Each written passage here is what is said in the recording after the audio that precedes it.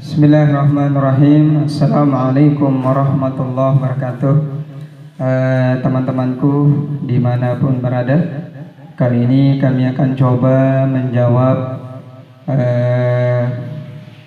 pertanyaan berikutnya dari seorang hamba Allah atas nama Ibu Rismayanti, ya, Ibu Rismayanti. Jadi beliau bertanya, Pak Ustaz, mohon sedikit jawaban.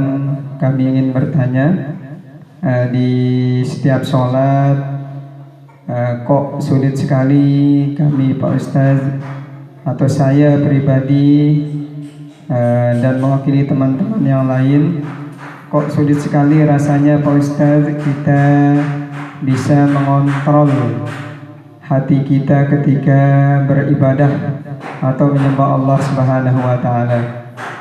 Mungkin ada solusi atau teknis-teknis atau cara-cara yang bisa Pak Ustaz kasih tahu biar hati kami lebih konsentrasi lagi ketika menyembah kepada Allah Subhanahu wa Ta'ala.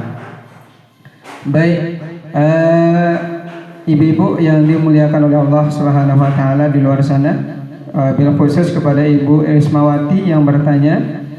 Jadi pertanyaan ibu ini sangat luar biasa sekali. Memang ini terjadi kepada kita semua.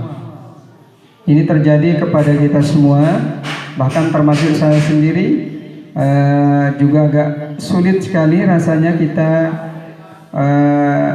mengontrol hati ini ketika mulai masuk dalam ibadah sholat itu, Bu.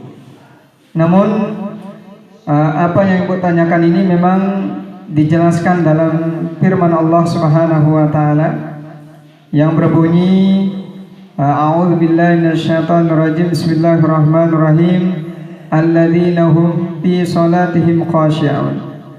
Ini dijelaskan oleh Al-Quran, orang-orang yang hatinya khusyuk kepada Allah Subhanahu wa Ta'ala, ulaika humul warisun, mereka kelak akan mendapatkan warisan dari Allah Subhanahu wa Ta'ala. Alladzina yarisunal firdausa hum fiha khalidun, adapun warisan yang akan mereka dapat berupa surga Firdaus khalidun, dan mereka akan kekal di dalamnya. Masya Allah. Ini janji Allah kepada semua hambanya, baik Ibu Riz, kawan-kawan semua, termasuk saya dan umat Islam dimanapun berada, akan dijamin oleh Allah sebuah warisan ketika kita mampu khusyuk di dalam sholat kita. Nah, bagaimana cara kita atau kiat-kiat kita untuk bisa khusyuk walaupun tidak 100%, minimal 50% di dalam sholat kita? Jadi ada beberapa hal yang harus dilakukan.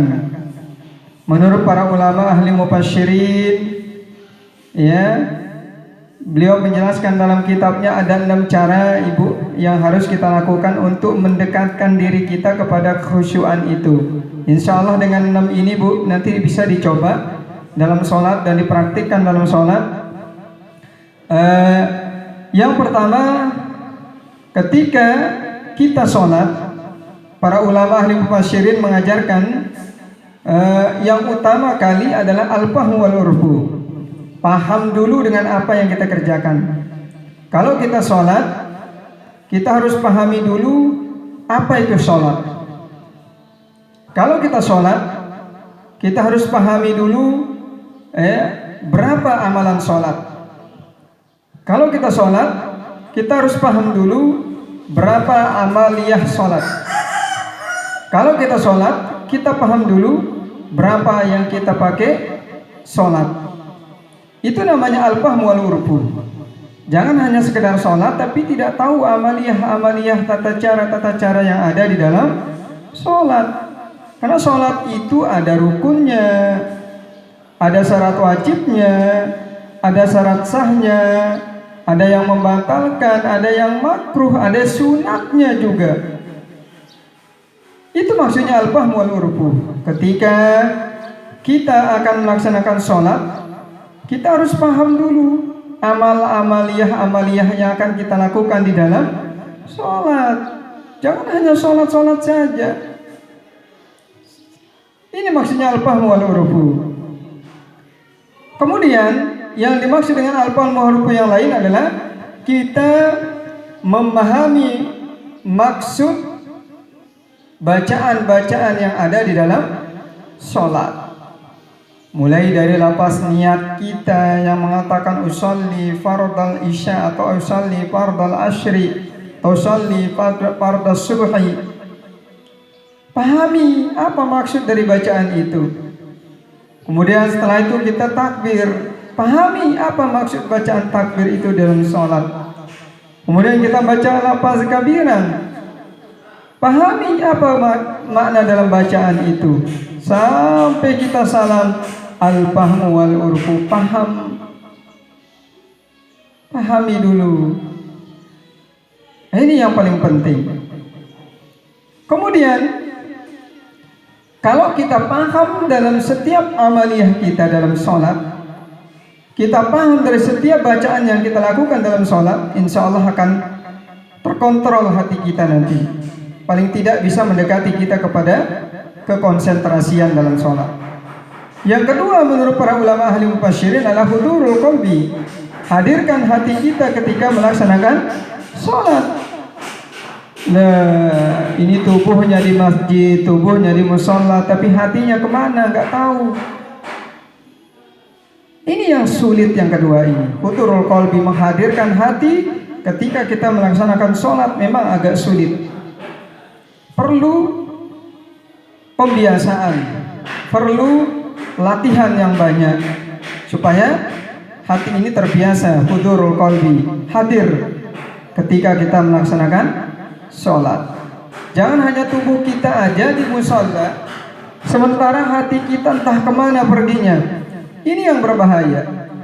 Karena sementara dalam sholat itu dianjurkan dalam Al-Quran, aqimis sholata lidzikri, dirikan sholat dengan cara ingat kepadaku. Nah, sementara yang kita pakai mengingat itu adalah hati. Kalau hati kita nggak ada di sini, terus apa yang kita ingat? Ini berbahaya sekali. Makanya para ulama ahli mufassirin mengajarkan kita untuk bisa mendekati kehusyuan, hudurul qalbi, hadirkan hati kita, ibu-ibu, bapak-bapak dimanapun berada. Kalau hati tidak hadir, maka sulit untuk kita khusyuk. Kalau hati ini tidak ada di tempatnya, sulit untuk kita khusyuk.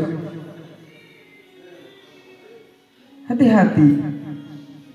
Kemudian yang ketiga kata ulama ahli mufassirin adalah hudurut ta'zim wa tahqirun nafsi. Mengagungkan Allah. Yang kedua merendahkan diri. Pertama, agungkan Allah dalam sholat. Di setiap bacaan kita mengagungkan Allahu Akbar, itu pengagungan kepada Allah. Kemudian di bacaan di bacaan kabiran, kita mengagungkan Allah dengan mengatakan innas sholati wa nusuki wa mahyaya wa mamati lillahi rabbil alamin. Kemudian di bacaan Fatihah kita mengagungkan Allah, alhamdulillah Ar-Rahmanir Rahim Maliki Yaumiddin. Ini pengagungan kepada Allah. Wa ta'kirun nafsi, setelah kita mengagungkan Allah, rendahkan diri kita. Hilangkan sifat kemanusiaan kita. Hilangkan sifat basyariah kita, yang tinggal hanya wujudullah. Baru kehusyuan itu akan muncul dalam hati kita.